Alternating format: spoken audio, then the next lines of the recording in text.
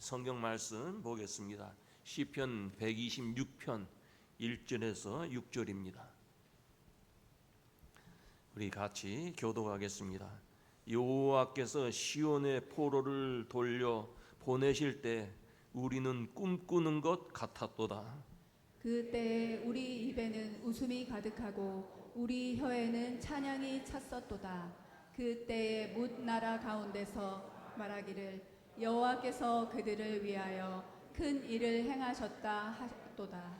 여호와께서 우리를 위하여 큰 일을 행하셨으니 우리는 기쁘도다.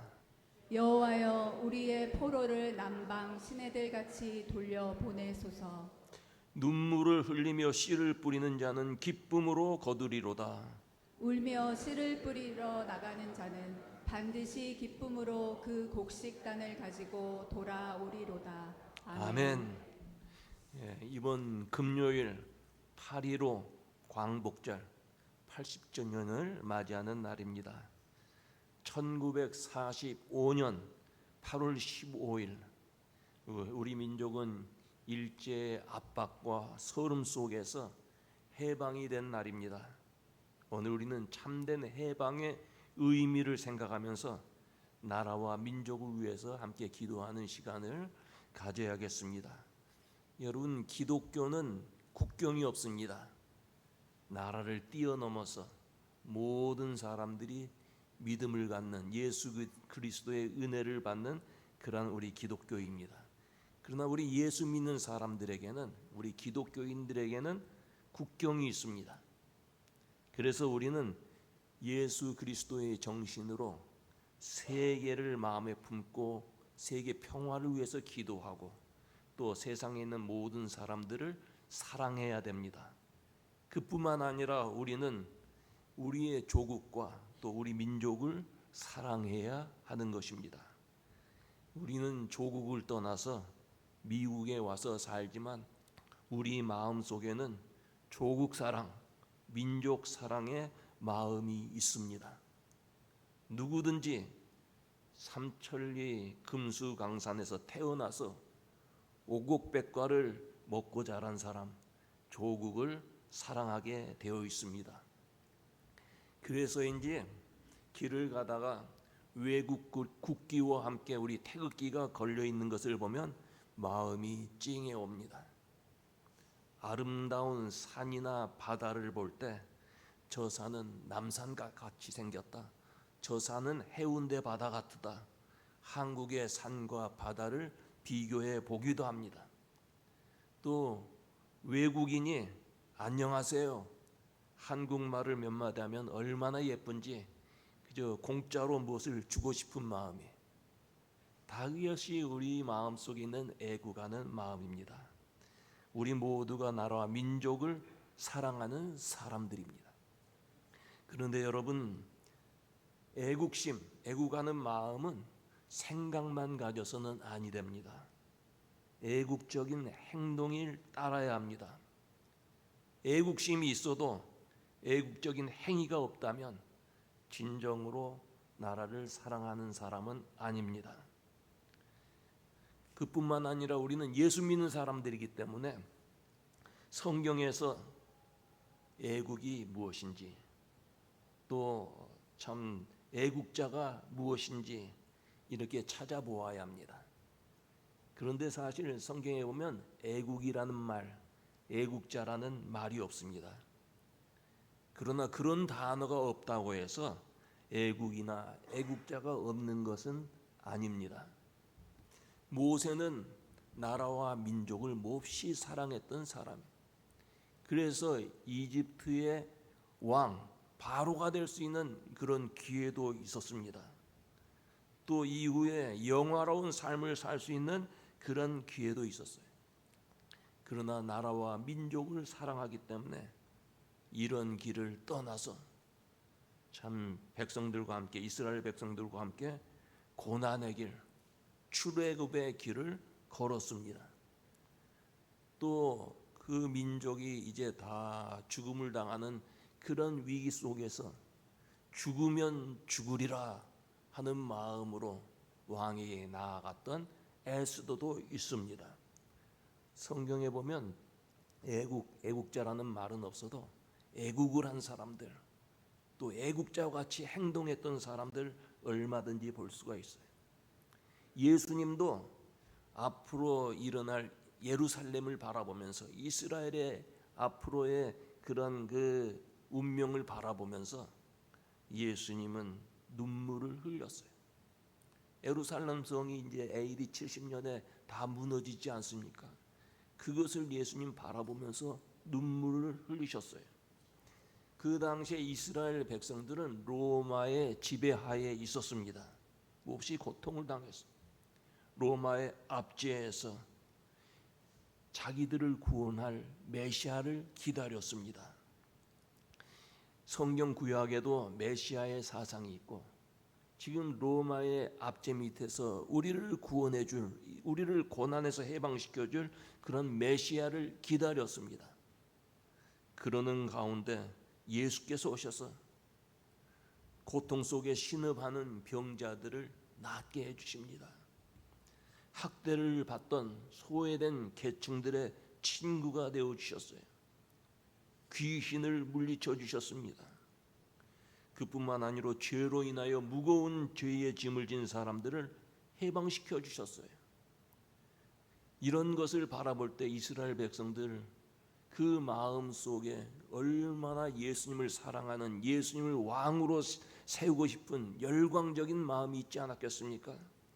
저분이 우리나라의 왕이 되시면 우리 민족은 해방이 된다. 배고픔에서 해방될 수 있다.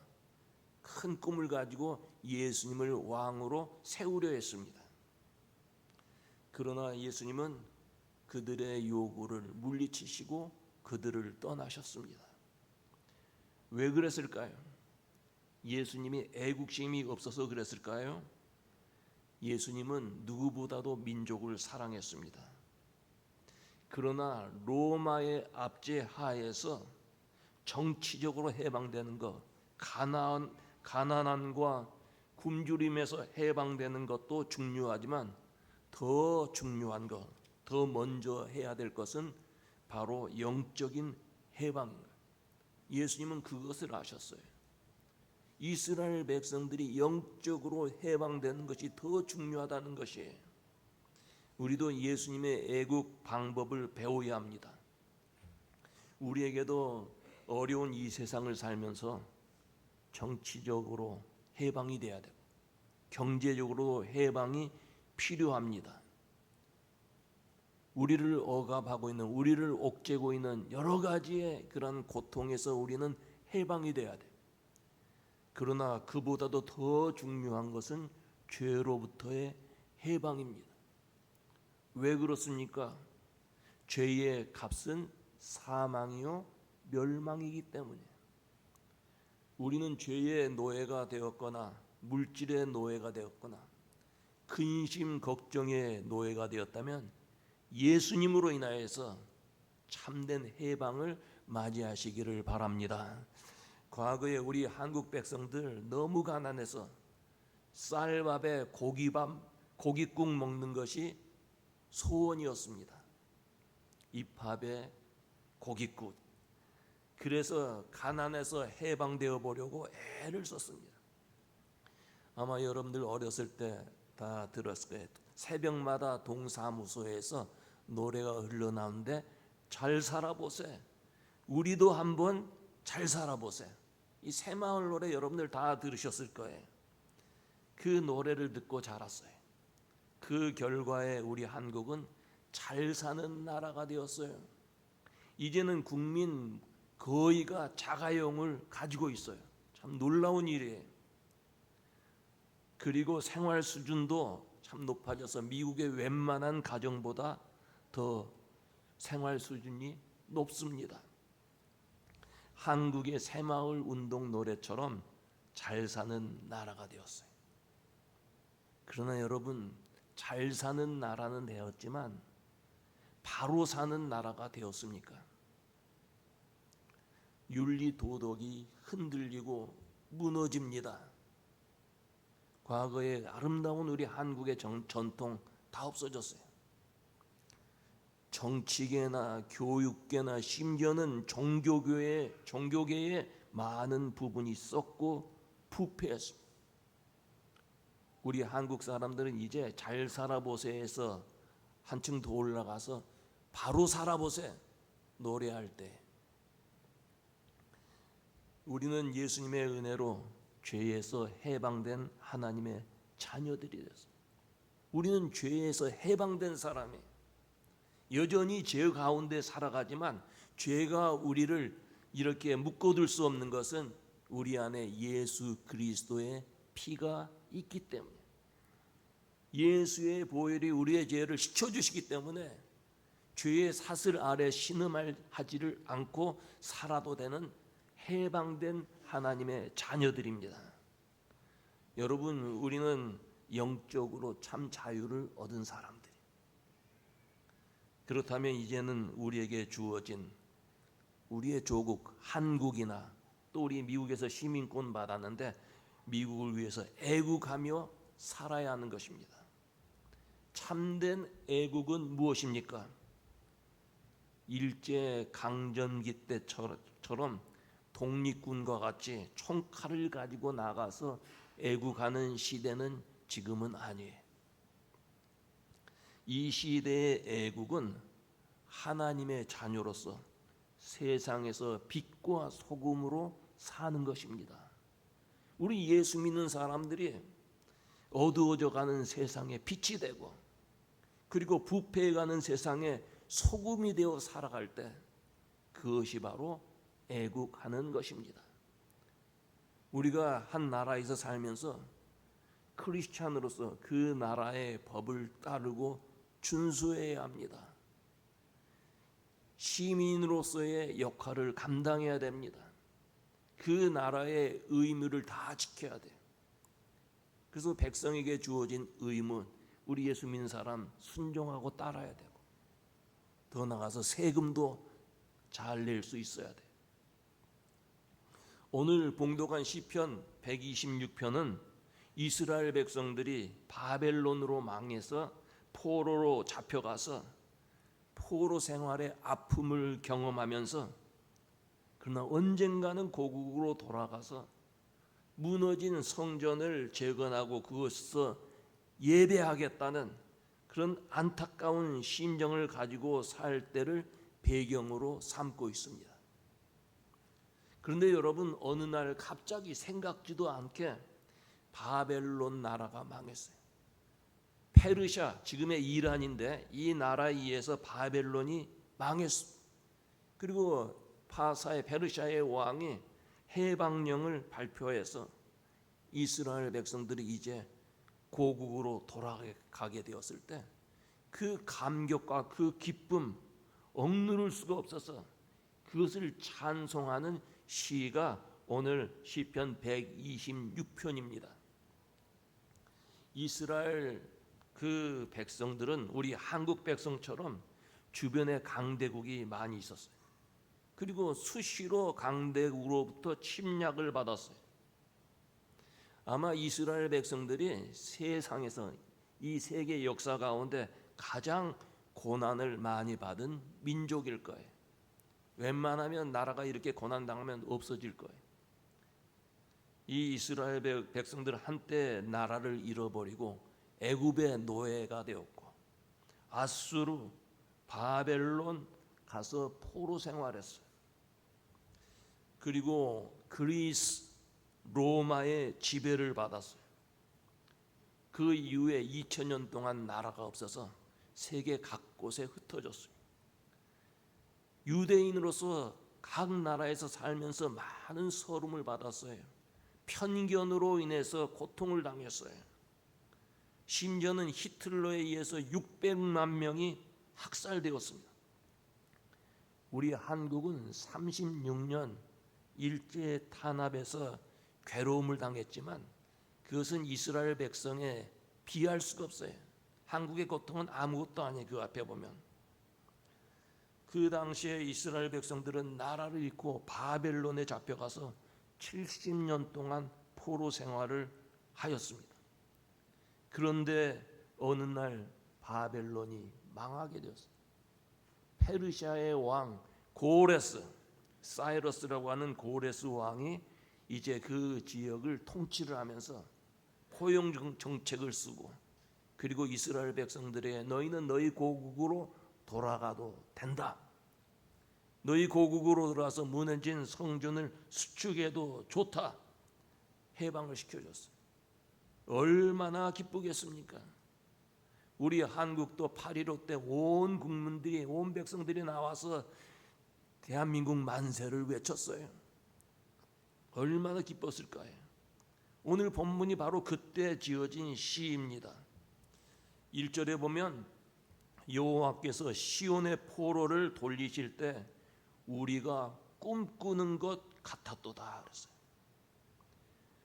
참 그동안 남이 나라에 잡혀와서 온갖 수치와 고통 중에 살았습니다.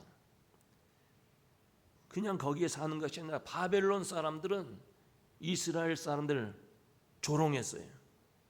야, 너희는 망한 백성이다. 너희를 보호해주는 너희의 하나님은 어디에 있느냐? 그뿐만 아니라 그 예배할 때 드리는 악기, 그런 것을 가지고 우리를 위해서 세상 노래를 부르려는 거예요. 얼마나 속이 탈까요? 그래서 이스라엘 백성들은 바벨론 강가에 버드나무 가지에 악기를 걸었어요. 그들을 위해서 노래하지 않았어요. 악기를 걸고 거기에서 울었다 그랬어요. 참 그 당시에 이 바벨론은 너무 큰 강대국이었습니다. 큰 제국이었어요. 그래서 이스라엘 백성들은 그들에 대해서 대항할 마음도 갖지 못했어요. 해방운동 생각도 못했어요. 어떤 희망도 꿈도 없었습니다. 그런데 어느 날 갑자기 해방령이 떨어졌어요. 그 바벨론에 아케메네스 왕조가 있는데 아주 강력한 왕조인데 거기에 느부갓네살 왕이 무너졌어요. 그리고 페르시아의 고레스가 왕이 집권을 하게 되었을 때 해방령이 선포되었습니다. 이스라엘 백성들 너무나 감격적이에요. 생각지도 못한 그때 해방이 되었어요. 그래서 우리가 꿈꾸는 것 같았도다. 여러분, 이들이 해방된 것은 피 흘리고 독립전쟁을 한 것 절대 아니에요. 어떤 수고나 대가에 의해서 주어진 것도 아니었습니다. 그것은 단지 하나님께서 고레스 왕의 마음을 감동시켜 주셔서 해방이 되었어요. 이들의 해방은 전적인 하나님의 은혜였습니다. 1945년 8월 15일 우리나라가 해방될 건 누가 상상이나 했겠습니까? 한국 사람들은 영영 일본 지배하에 있게 될 것이라고 생각을 하면서 절망을 했습니다. 그래서 꿈을 잃은 당시에 많은 지식인들이 친일을 했어요. 그 당시에 존경받던 어떤 문학가, 소설을 잘 썼던 문학가, 그 사람도 마지막에는 한국 해방 생각도 못하고 그래서 친일을 하게 되었어요. 한국 청년들에게 일본 군대에 가서 전쟁에 나갈 것을 권하는 시를 쓰기도 했어요. 누군지 여러분들 아실 거예요. 어떤 여자대학교 총장도 한때 친일을 했어요. 한국의 지식인들이 친일을 한 사람들이 많아요. 이들은 한국이 해방될 것이라는 것을 꿈도 꾸지 못했기 때문에 친일을 하면서 절망 중에 살았던 것입니다. 그런데 어느 날 하나님께서 우리 민족에게 해방을 주셨습니다. 물론 우리 한국인들 가운데 애국자들, 나라를 사랑하는 사람들이 3.1운동도 했어요. 또 의열단, 여러 가지 독립단체를 만들어서 피를 흘리면서 투쟁했습니다마는 한국 백성이 해방된 것, 8.15의 그 광복절이 온 것은 우리 민족이 전쟁을 해서 피 흘려서 얻은 그런 해방이 아니었어요. 전적인 하나님의 은혜였습니다. 여러분, 하나님이 하시는 일은 인간이 생각하는 것을 뛰어넘는 거예요. 아무리 암담하고 어두운 현실이 있다 할지라도 하나님께서 베푸시고 은혜를 베푸시고 역사해 주시면 꿈꾸는 것 같은 기적이 있게 되는 것입니다. 우리 가운데 여러분 어려운 문제가 있습니까? 사람의 힘으로 해결할 수 없다고 생각하며 절망하는 사람이 있습니까? 무서운 육신의 질병, 또 자녀들의 어려운 문제, 가정 문제가 있습니까? 하나님께서 은혜를 베푸시고 역사해 주시면 꿈꾸는 것 같이 해결될 줄로 믿습니다. 우리나라 남북 통일도 언젠가는 피 흘리는 전쟁 없이 꿈꾸는 것 같이 이루어 주실 줄로 믿습니다. 저의 기도의 제목이요, 우리 교우들의 기도의 제목이 돼야 돼. 한국에 전쟁이 일어나면 안 됩니다. 지금 전쟁이 일어나는 나라 우크라이나, 러시아, 또 이스라엘, 하마스, 이거 한번 보세요. 얼마나 비참합니까? 오늘 아침에 들은데 어린 아이 수십 명을 갖다 그냥 죽였다 그래. 끔찍한 거예요. 남과 북이 피 흘리는 전쟁이 있어서 안 돼. 하나님께서 개입해 주셔서 큰 은혜를 주시면 피 흘리지 아니하고 우리 한국 통일이 되고 꿈꾸는 일이 일어날 줄로 믿습니다. 이스라엘 백성은 남의 나라에 끌려와서 온갖 서름과 수치를 받고 살다가 해방이 되니 얼마나 기쁘겠어요. 그래서 2절에 보면 그때에 우리 입에는 웃음이 가득하고 우리 혀에는 찬양이 찼었도다. 얼마나 기쁜지 입에 웃음이 있고 혀에는 찬송이 있었다. 그뿐만 아니라 이방 사람들, 그 지역에 사는 이방 사람들도 그것을 볼 때 깜짝 놀라서 하는 말이 여호와께서 저희를 위하여 대사를 행했다, 큰 일을 행했다고 말을 합니다. 이방 사람들이 볼 때도 이스라엘 백성들 해방되는 것 불가능한 일이었어요. 그런데 이제 이스라엘 백성들이 해방이 되어서 고국으로 돌아가는 모습을 바라보면서 하나님께서 큰 일을 행하셨다고 고백을 한 것입니다. 여러분, 우리 오늘 예배에 참석하는 우리 교우들, 하나님께서 큰 일을 행하셔서 믿지 아니하는 사람들이 여러분들을 보시면서 저 사람 예수 잘 믿더니 하나님께서 큰 일을 행하셨다고 간증하는 일들이 있기를 축원합니다. 여러분들을 바라보면서 하나님께서 큰 일을 행했구나, 얼마나 놀라운 일이에요.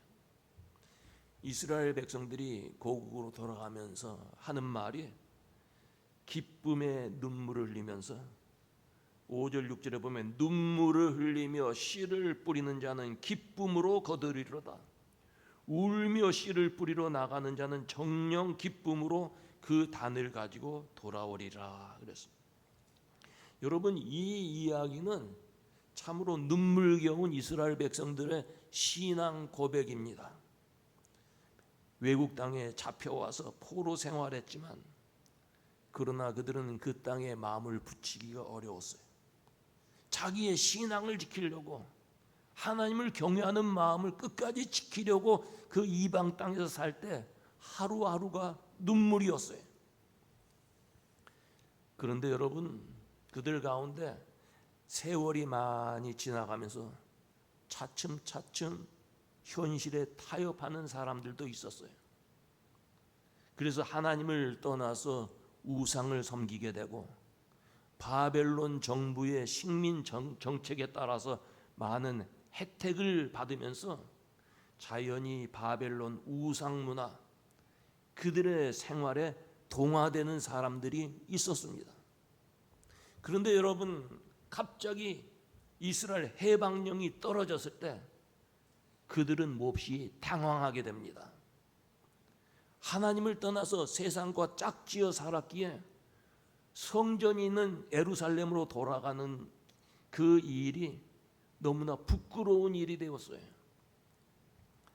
일제시대에 친일을 하면서 많은 재물을 모은 축제를 하는 사람들, 일본 사람들의 비위를 맞추면서 권력을 가졌던 사람들, 동족을 괴롭힌 사람들, 해방이 되었을 때 얼마나 부끄러웠겠어요. 여러분, 우리 예수 믿는 사람에게도 이스라엘 백성들에게 그날이 있듯이 우리 한국 사람들에게도 그날이 있었듯이 우리 예수 믿는 사람들에게도 그날이 있어요. 그날은 개인적으로 죽음의 날이에요. 우리 모두는 육체를 가졌기에 다 죽음이 있어요. 죽음의 날이에요.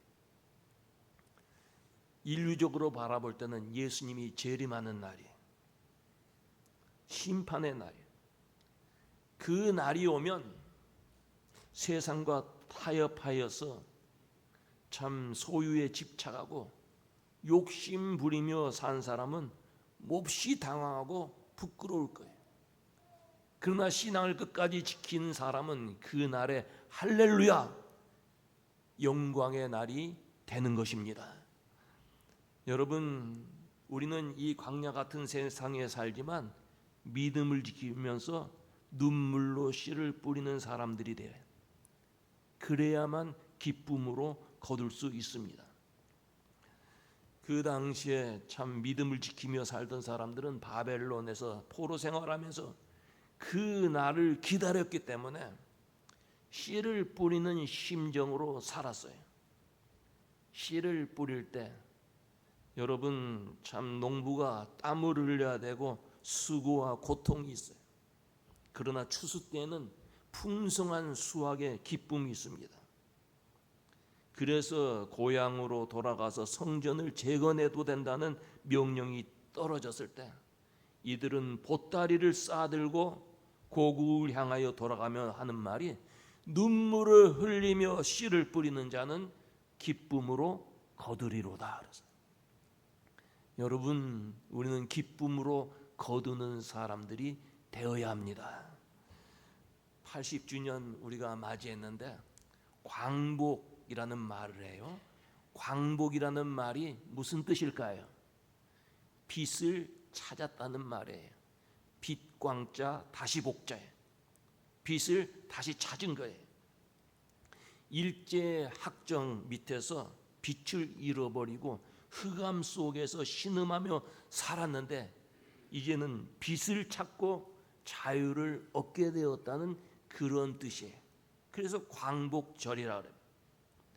그러나 여러분, 세상의 빛은 다시 어두워질 수가 있어요. 우리에게 진정한 빛은 무엇일까요? 예수께서 나는 세상의 빛이라 그랬어요. 세상의 빛인 예수님이 우리 가운데 계시면 우리는 참된 해방, 참된 광복을 맞이할 수 있는 하나님의 자녀들이 되는 것입니다. 오늘 광복절을 기념하면서 예수 그리스도의 은혜 가운데 다시는 죄의 멍에 근심의 걱정의 멍에를 매지 아니하고 참다운 해방을 맞이하는 우리 교우들이 되어야 합니다.